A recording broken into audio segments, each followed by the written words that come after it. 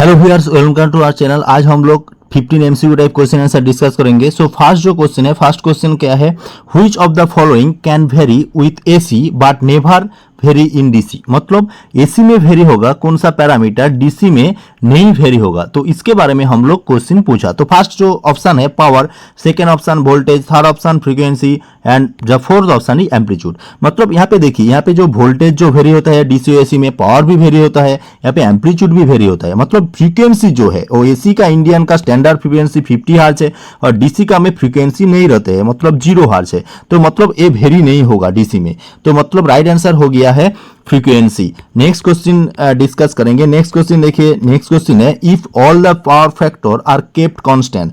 मतलब all the factor are kept constant, the inductance of the air core coil is not affected by।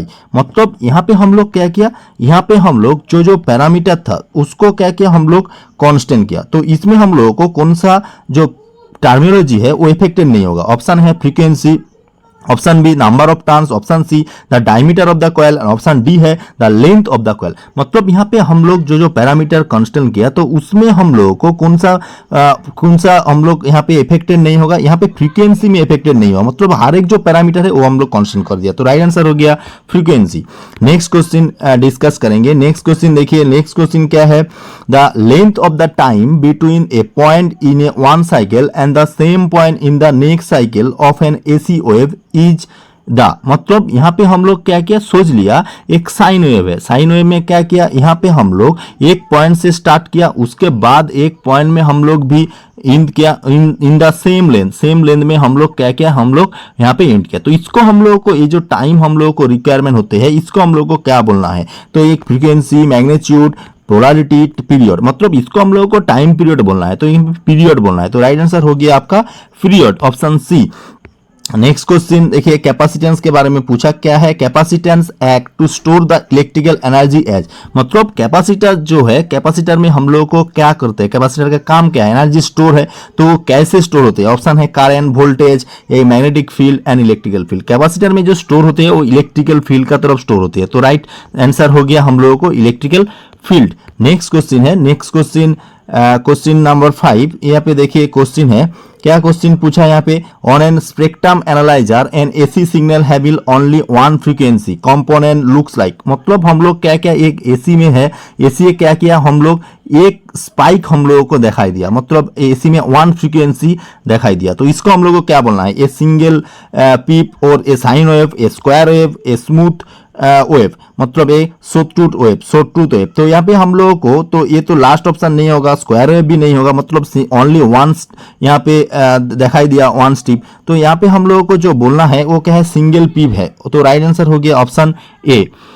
Next question है, next question देखिए, next question magnet के बारे में पूछा। क्या क्वेश्चन है, a ferromagnetic core is placed in the inductor to. मतलब यहाँ पे आप लोगों को फेरोमैग्नेटिक जो कोर है वो क्या किया, हम लोग प्लेस्ड किया इंडक्टर में। तो इंडक्टर का वैल्यू क्या होगा, ऑप्शन है increase the current carrying capacity. मतलब यहाँ पे है increase the inductance, limit the current and reduce the inductance. मतलब यहाँ पे इंडक्टेंस का वैल्यू क्या होगा, इंक्रीज होगा और डिक्रीज होगा। मतलब यहाँ पे हम लोग जो फेरोमैग्नेटिक जो हम लोग इंक्लूड किया, तो इसमें आपका जो इंडक्टेंस का वैल्यू है वो इंक्रीज होगा। तो राइट आंसर हो गया option B, increase the inductance value. Next question देखिए, नेक्स्ट क्वेश्चन के बारे में यहाँ पे पूछा। तो नेक्स्ट क्वेश्चन क्या है, पीरियड के बारे में यहाँ पे पूछा। तो इसमें हम लोगों को क्या करेंगे, इसमें हम लोगों को the period of AC wave in the second is. मतलब यहाँ पे हम लोगों को एसी वेव का पीरियड के बारे में पूछा। तो ऑप्शन क्या है, ऑप्शन देखिए, the same as the frequency in the hertz, the not related to the frequency in any way. Option C में है equal to 1 divided frequency in the hertz. तो ऑप्शन यहाँ पे ऑप्शन डी में है। डी में देखिए, डी में क्या ऑप्शन दिया, the equal to the speak amplitude volt divided by the frequency in hertz. मतलब यहाँ पे जो एसी का जो है, जो 1 का जो हम लोग डिवाइड किया है, क्या होगा, equal to the 1 divided frequency in the hertz. Option C is the right answer. Next question है, नेक्स्ट क्वेश्चन देखिए, इंडक्टर के बारे में पूछा है। यहाँ पे क्या है, an inductor works by. Inductor में कैसे काम होता है, ऑप्शन है charging of the piece of wire. तो ऑप्शन बी क्या है, हम लोगों को ऑप्शन बी जो है, ऑप्शन बी में हम लोगों को देखना है storing energy as a magnetic field, choking of DC, introduce the resistance in a field. मतलब यहाँ पे इंडक्टेंस में जो होते हैं हम लोग storing energy in A magnetic field. तो राइट आंसर हो गया ऑप्शन वी। नेक्स्ट क्वेश्चन देखेंगे, नेक्स्ट क्वेश्चन के बारे में पूछा। नेक्स्ट क्वेश्चन क्या है, नेक्स्ट क्वेश्चन देखिए, a capacitor plate area increases. मतलब यहाँ पे हम लोग जो कैपेसिटर का जो प्लेट है ये सोच लिया है पॉजिटिव है या नेगेटिव है, इसके जो एरिया को हम लोग क्या क्या, ये जो पॉजिटिव प्लेट का एरिया है, नेगेटिव प्लेट का एरिया है, उसको हम लोग इंक्रीज किया। तो उसमें क्या होगा, द कैपेसिटेंस वैल्यू इंक्रीज होगा, कैपेसिटेंस वैल्यू डिक्रीज होगा, capacitance does not change, the current handling activity decrease. मतलब यहाँ पे आपका प्लेट का एरिया जब इंक्रीज करेंगे तो उसके कैपेसिटी का वैल्यू क्या होगा, उसके इंक्रीज होगा। तो option A is the right answer. Next question देखेंगे, नेक्स्ट क्वेश्चन के बारे में डिस्कस करेंगे। उससे पहले हमारा जो चैनल है जो सब्सक्राइब नहीं किया सब्सक्राइब कीजिए, बेल आइकन भी प्रेस कीजिए। तो नेक्स्ट क्वेश्चन है, इन ए स्मॉल इंडक्टेंस। मतलब स्मॉल इंडक्टेंस में क्या होता है, सोच लिया जो इंडक्टेंस होते हैं तो इंडक्टेंस का सिंबल होते हैं, ये जो स्मॉल होगा तो उसमें क्या फंक्शन है, energy storage and release slowly, the current flow is always large, the current flow is always low, the energy is store and release quickly. मतलब जो छोटा जो इंडक्टेंस है उसमें करंट स्टोरेज एंड रिलीज, मतलब स्टोर होगा release होगा quickly होगा। तो राइट आंसर हो गया option D is the right answer. Next question है, नेक्स्ट क्वेश्चन हम लोग सर्किट के बारे में पूछा। In an AC circuit the ratio of kilowatt by KVA is. मतलब यहाँ पे किलोवाट बाई केवीए, इसको रेशियो को हम लोगों को क्या बोलना है।